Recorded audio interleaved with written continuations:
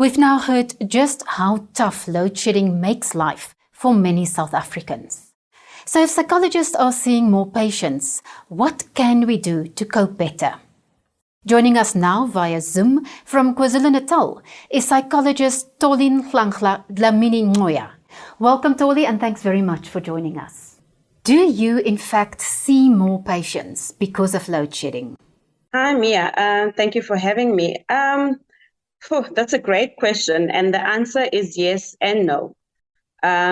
So yes, there is a lot of patients that will need to see us or me as an individual psychologist, but because of load shedding, then they can't get to us. Because of load shedding, we can't have online sessions, so it impacts on service delivery in that sense.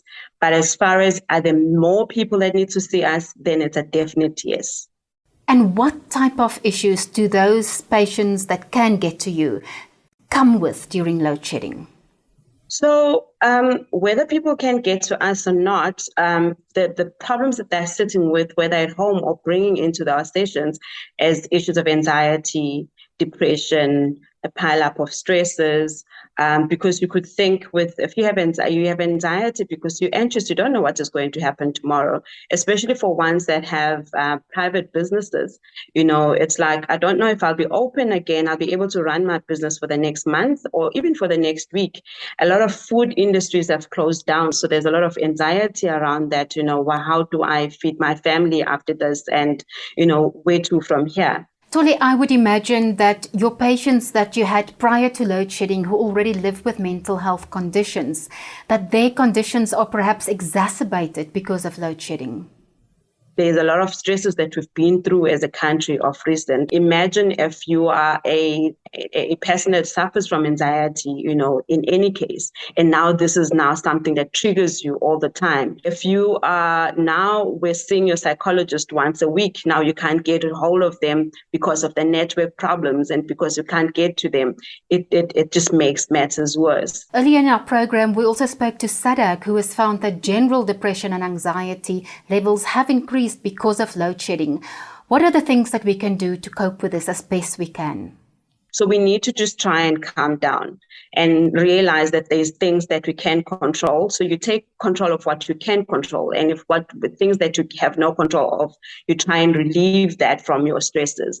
To say, okay, let me rather look at the schedule, when is the electricity going to go? So how do I plan my day better? So you need to try and have mechanisms that you cope with the fact that life is not going to be now as structured as you would want to be, and you plan for the unpredictable. So if you say, should something happen, then I have a flask of hot water so I can have my cup of coffee. Because believe me or not, that can be a trigger for mental health, just not having your cup of coffee in the morning or anything like that. This is a pandemic on its own.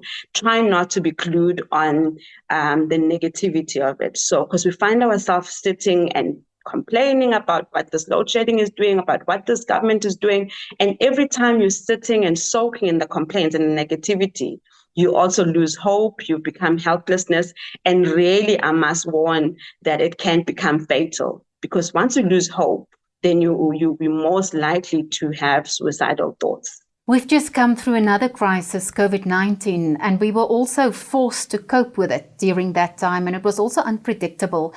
Are there any coping strategies that we learned and used during that time that you can recommend that we also try and use during this load shedding crisis?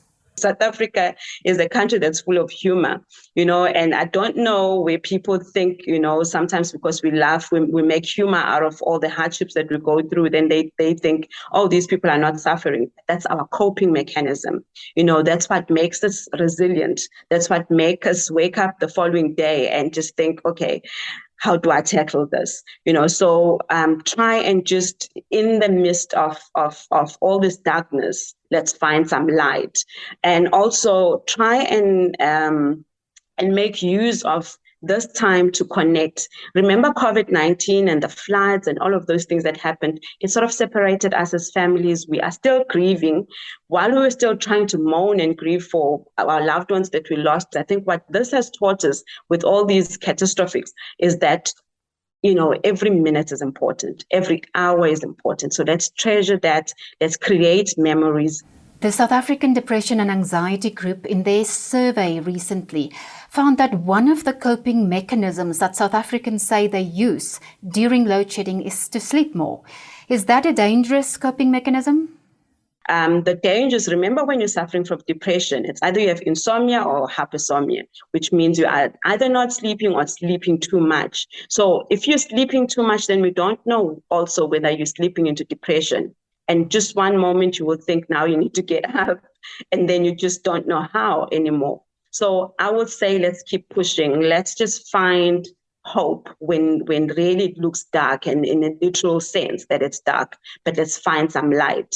Let's find things. Let's read if we can, even if you use your light, your phone light, read, try and keep up. Also try and see for other means of surviving without electricity.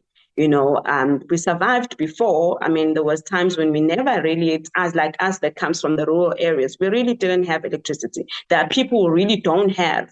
They are surviving. So we need to also, find out how are they doing that, and we try and adapt. We have to try and adapt. Thuli, thanks so much for making the time to speak to us today. Thank you for having me. That was psychologist Tolin Hlangla Dlamini Ngoya with some tips on how to cope with load shedding and mental health. If you're struggling to cope for whatever reason, Sadag is just a phone call away. There's a 24-hour toll-free emergency helpline. The number's on the screen. That's our show. Goodbye.